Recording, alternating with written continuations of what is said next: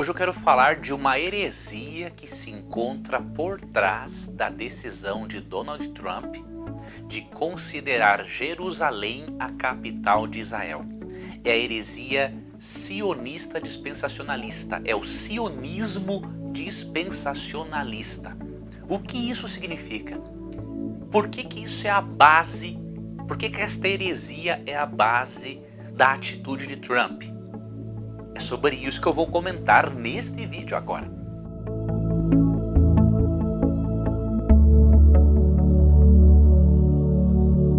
O sionismo, não é? É um movimento político que acredita que o povo judeu precisa novamente ter o Estado Nacional Judaico independente e, obviamente, dominar Israel.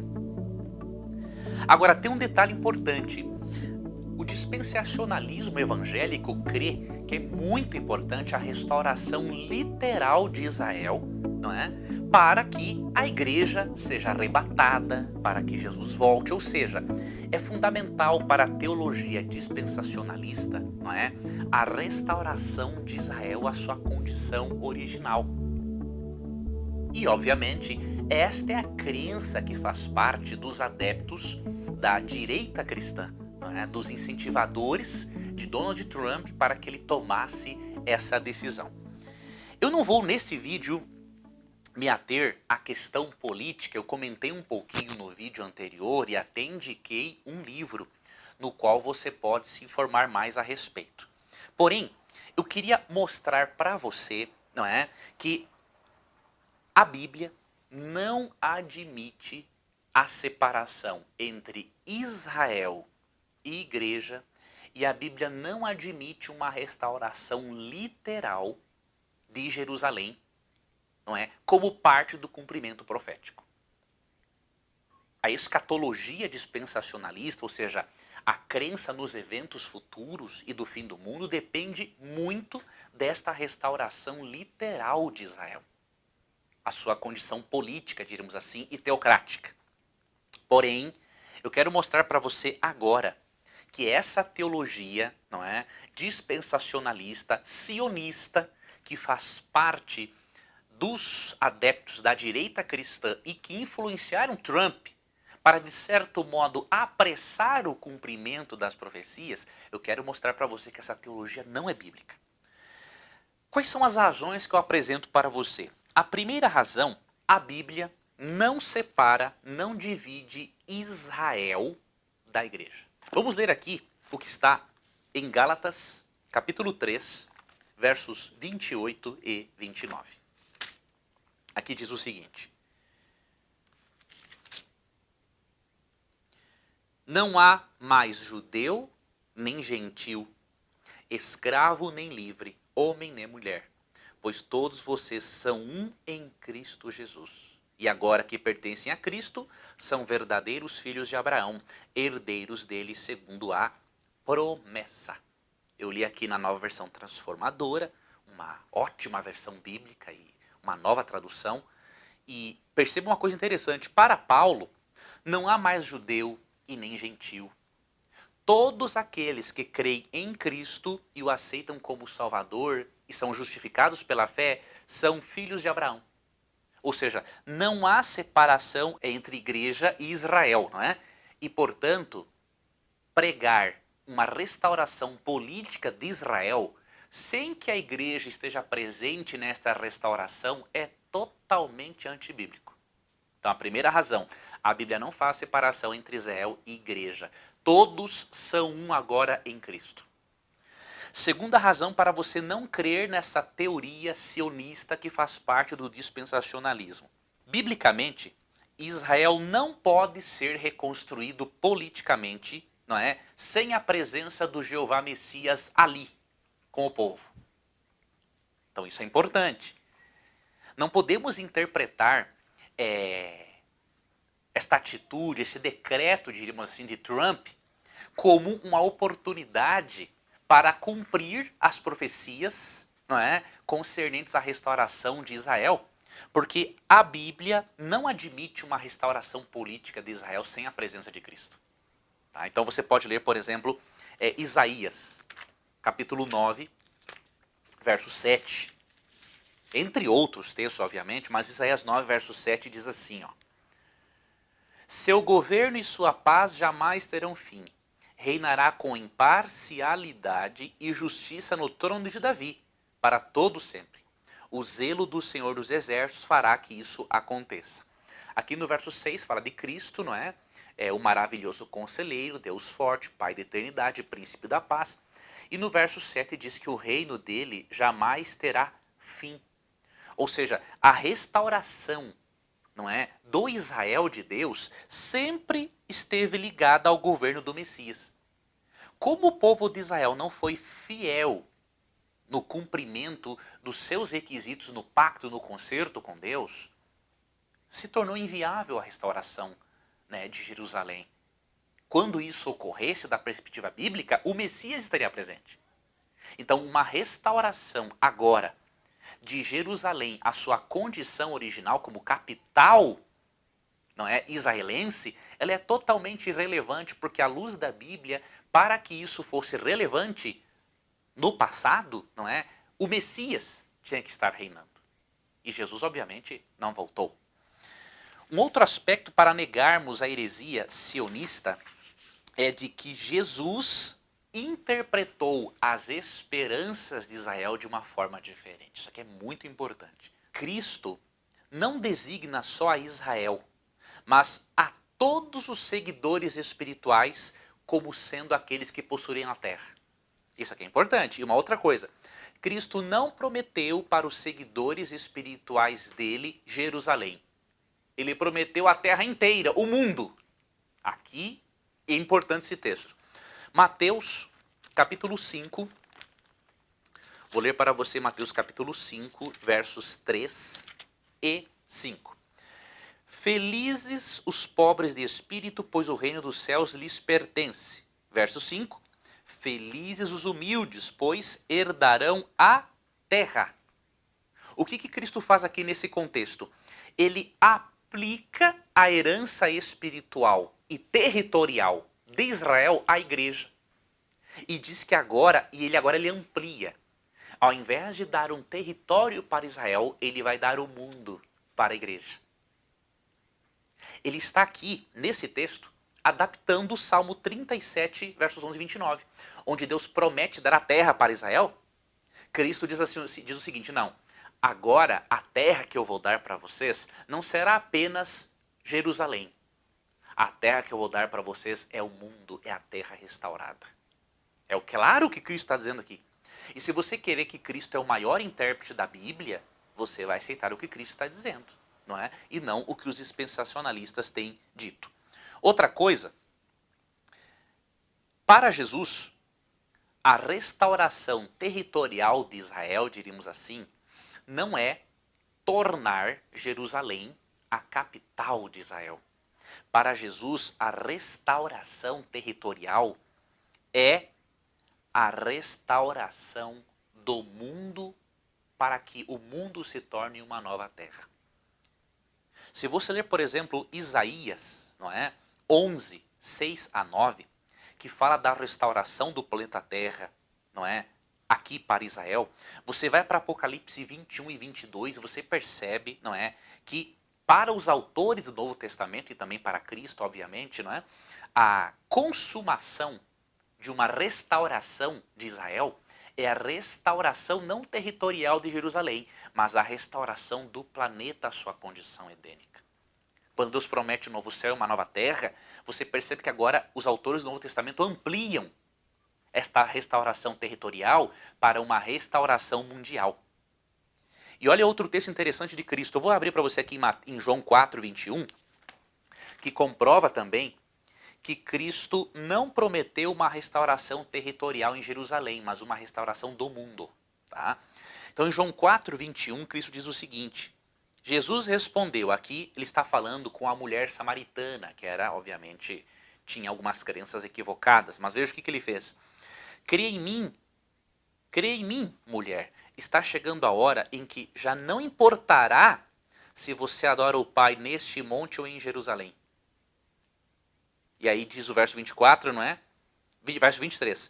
Mas está chegando a hora, e de fato já chegou, e em que os verdadeiros adoradores adorarão o Pai em espírito e em verdade.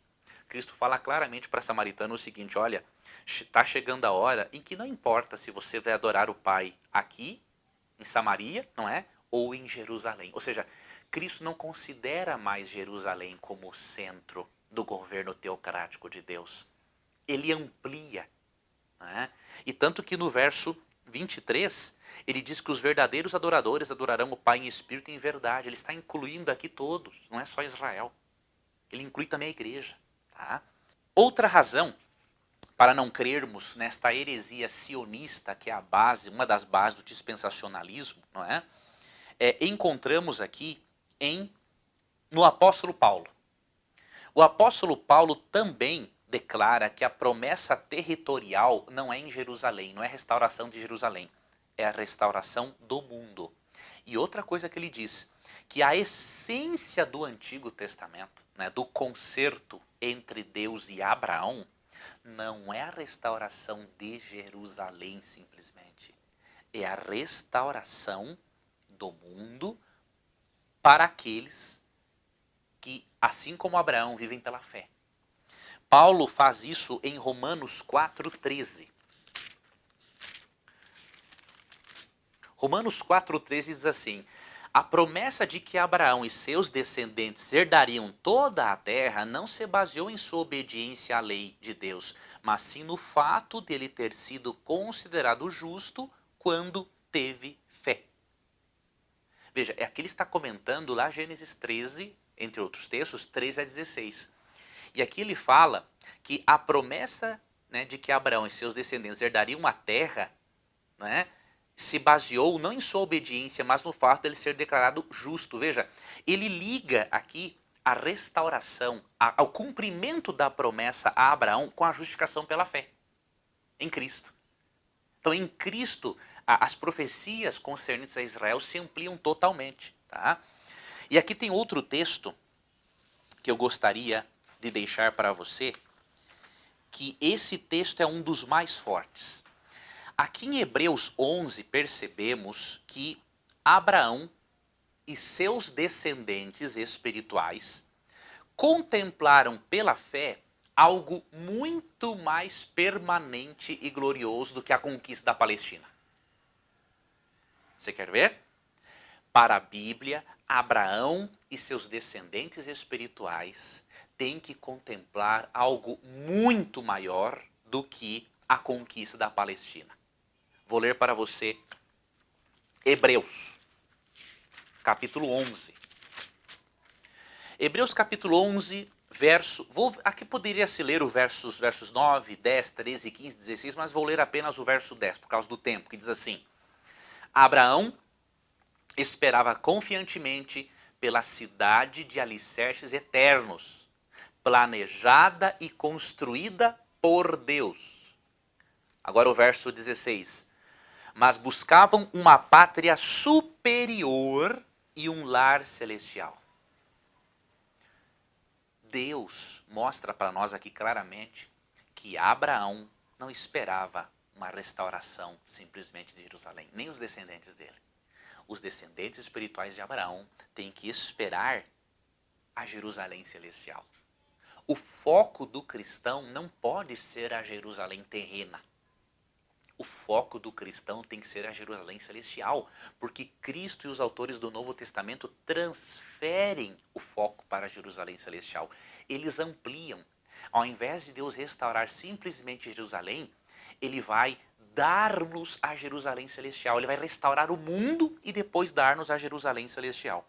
Um outro detalhe importante é Pedro também transfere a esperança de Israel para a igreja. Olha que coisa importante. Aqui em 2 Pedro 3, 12 e 13, quando ele fala da nova terra, Pedro está, obviamente, tendo em mente Isaías 65, 17, que promete a nova terra, só que Pedro, ele transfere a esperança de restauração não para Israel como nação, não para a restauração de Jerusalém, a sua condição de cidade capital, não. Pedro transfere a esperança de Israel para o novo céu e a nova terra. Porque ele diz em 2 Pedro 3, 12 e 13, nós, porém, aguardamos novo céu e nova terra, nos quais habitam justiça. Os autores do Novo Testamento não têm em mente essa ideia de uma restauração da Jerusalém aqui, política simplesmente, eles ampliam. A escatologia deles vai para longe, é muito além do que simplesmente a restauração de Jerusalém. E para finalizar, quando Cristo voltar, ele vai levar a sua igreja, não de uma forma secreta, porque de acordo com 1 Tessalonicenses 4, 16 e 17, o arrebatamento da igreja é acompanhado de som de trombeta, ou seja, é audível, é acompanhado da ressurreição dos mortos e da transformação dos vivos, ou seja, um evento visível. E depois deste período, de acordo com Apocalipse 20, os justos estarão no céu por 1000 anos. E só após os 1000 anos, de acordo com Apocalipse 21 e 22, a nova Jerusalém desce até o nosso planeta. E aí Deus restaura o nosso planeta e o nosso planeta se tornará a capital do universo. Por quê? Porque Deus habitará com o seu povo. Veja como o Novo Testamento amplia. Concluindo, em Cristo, Israel e a igreja são um. E eles se encontram na mesma cidade, a Nova Jerusalém Celestial. Não se encontram na Jerusalém daqui. Portanto, uma restauração de Jerusalém, a sua condição política. Portanto, quando Trump declara, né, Jerusalém como a capital de Israel, isso é totalmente irrelevante para a teologia bíblica. É relevante para a teologia dispensacionalista, mas para a Bíblia é irrelevante. Porque em Cristo, Israel e igreja são um. E ambos morarão na mesma cidade, a Nova Jerusalém. E você pode ler também sobre isso em Apocalipse 21, 12 a 14. Segunda conclusão, o dispensacionalismo é falso. Não existe separação entre Israel e igreja. Em Cristo, todos são um. Em Cristo, todos aqueles que são justificados pela fé são descendentes espirituais de Abraão e morarão todos juntos na mesma cidade, na Nova Jerusalém Celestial, não nessa daqui. Terceira conclusão, o sionismo é falso. Este movimento que tenta dar à nação judaica de forma literal, não é, o domínio de Jerusalém para o Estado de Israel, isso aí para a profecia bíblica é totalmente irrelevante, portanto o sionismo é falso. E a última conclusão, Trump foi influenciado pela direita cristã, mas ele perdeu tempo. Trump e a direita cristã perderam tempo, por quê? Considerando que a única Jerusalém que nos interessa mesmo é a Jerusalém Celestial, como diz Hebreus 11, 10 e 16, os descendentes de Abraão aguardam a Jerusalém Celestial, então restabelecer Jerusalém, dando-a, diríamos assim, à nação de Israel, é totalmente irrelevante para a escatologia bíblica. E por isso, meu amigo, você que é um pentecostal, você que é um dispensacionalista, você precisa fazer uma escolha. Você precisa escolher o dispensacionalismo ou a Bíblia. Eu oro para que você escolha a Bíblia e abandone essa teologia dispensacionalista que não agrega em nada para a nossa compreensão da palavra de Deus e da escatologia bíblica. Tá bom? Numa outra oportunidade, eu vou detalhar alguns textos a mais para você num artigo, tá ok? Aí eu vou avisar você. Eu tenho certeza que isso vai lhe ajudar. Deixa eu finalizar te indicando algumas obras mais, ó. Eu extraí algumas informações dessa obra preciosa. Ela vai voltar a ser publicada. O Israel de Deus na Profecia, Princípios de Interpretação Profética, do Dr. Hans Kala Rondel. Aqui ele mostra claramente que o dispensacionalismo é falso. Não há separação entre Israel e igreja. Tá? Um outro livro importante, eu vou deixar aqui o link também para você, é esse livro aqui, ó, Dispensacionalismo em Análise, de Arthur W. Pink. É um livro muito interessante. Ele foi dispensacionalista e ele deixou de ser dispensacionalista porque ele percebeu a falsidade da teologia dispensacionalista. Não estou falando dos meus irmãos dispensacionalistas, pelo contrário. Existem muitos irmãos dispensacionalistas, né, que buscam mais ajuda do que eu. Então quem sou eu para falar desses irmãos? Não é isso. Eu estou aqui discutindo ideias, não pessoas, tá bom? Um forte abraço, muito obrigado por ter assistido esse vídeo e até um próximo encontro. Você quer estudar a Bíblia, aprender uma metodologia para interpretar o texto bíblico? Eu criei um seminário, o Seminário de Interpretação Bíblica, em que eu ensino o método da leitura atentiva. Você já ouviu falar sobre isso? Pois nessas 4 aulas eu dou dicas muito preciosas para você estudar a Bíblia, a fim de se aproximar ainda mais das verdades libertadoras de Cristo. Aproveite! Aqui neste canal esse seminário está disponível para você. Será para mim uma honra lhe ajudar no estudo da Bíblia. Para você aproveitar ao máximo este canal, eu lhe peço 3 coisas. Primeiro, se inscreva. Inscreva-se no canal para você ser notificado.